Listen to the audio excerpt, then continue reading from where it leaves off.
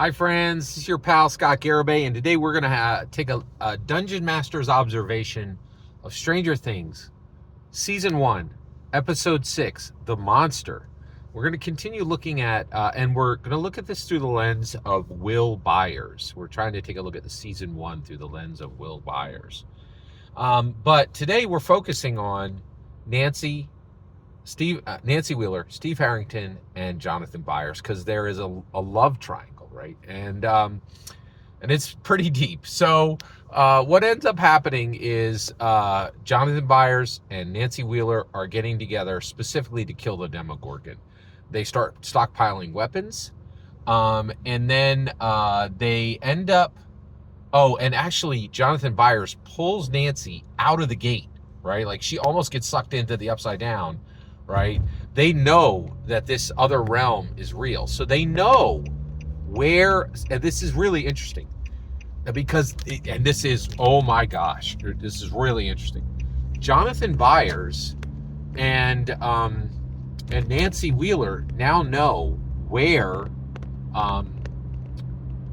Will Byers is, that he is in the Upside Down. This really helps because now Jonathan Byers is also closing the loop with his mother a bit, because she had already known this, right? She had communicated with Will Byers, right, which was a pretty big deal and very important, right? So the two of them now understand this reality, right? That they are understanding this reality that that Will Byers is not on planet Earth. Like, he's in this supernatural realm. So they figure this out, they escape back into the real world after Jonathan Byers literally pulls her out of the gate, right? So that she doesn't end up exactly where Barb was and exactly where Will was. One of the things that's interesting too is, do we ever really understand or know why Will Byers dies but Barb didn't? It's kind of interesting. I don't know if that was really answered, right? And it's okay for there to be, questions like that are open. But I did kind of want to know, did I miss that? Was the answer presented and I just didn't get it, or was it not presented? So I'd love to hear your thoughts on that.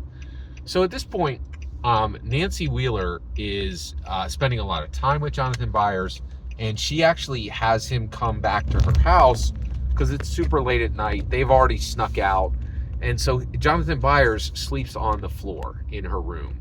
Well, Steve Harrington comes along and sneaks up to her room, which she had already allowed once, right? And he sees the two of them there and he gets furious, right? He's like, okay, she's two-timing me, right? Now, Nancy Wheeler is not technically two-timing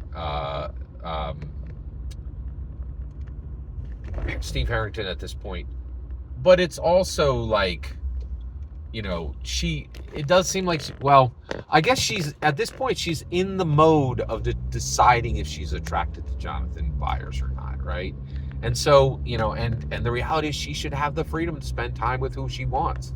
There's a lot here because this says, hey, if you're in a relationship, you can't keep that relationship together by getting all flustered and, you have to realize that they're going to spend time with other people and they need to choose you over that other person. That's the way, romantic relationships work. I thought the Duffer Brothers just did a fantastic job of portraying this. It was extremely well done. All right. So now we're going to skip forward sequentially a little bit because I want to stay on this Nancy, Steve, Jonathan triangle and the activity that's coming here. So at this point,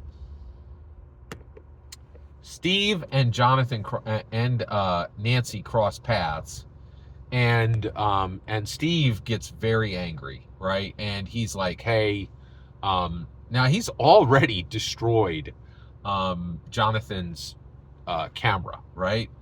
He's already bullied Jonathan and physically threatened him, right?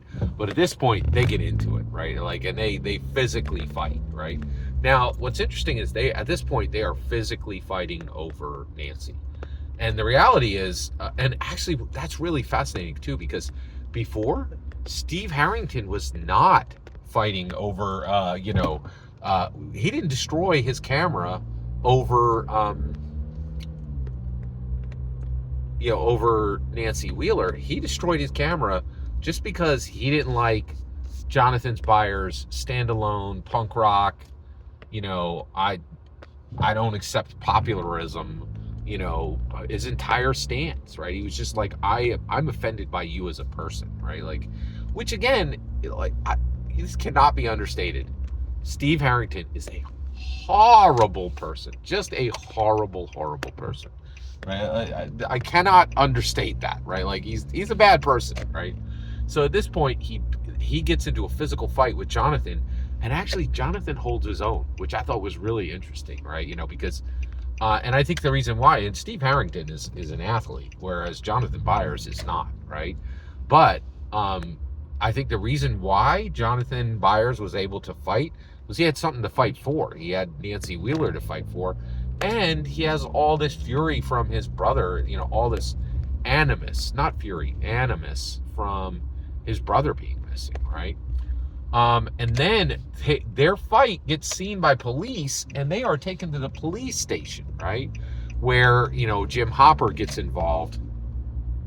And what I thought was really interesting was Jim Hopper's assistant saying to Nancy, these two are fighting over you, and Jonathan Byers is in love with you, and you need to stop pretending that this isn't happening, right?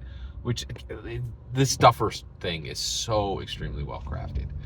And I also thought it was interesting that, I think Jonathan Byers was able to defeat Steve Harrington in a fight because of the agita of his brother missing. Every single word you just heard in this video is my humble opinion. Nothing more, nothing less. The important part is when I get to hear your humble opinion. When you get in the comments and send your traffic, please consider subscribing, and have a fetch millennium.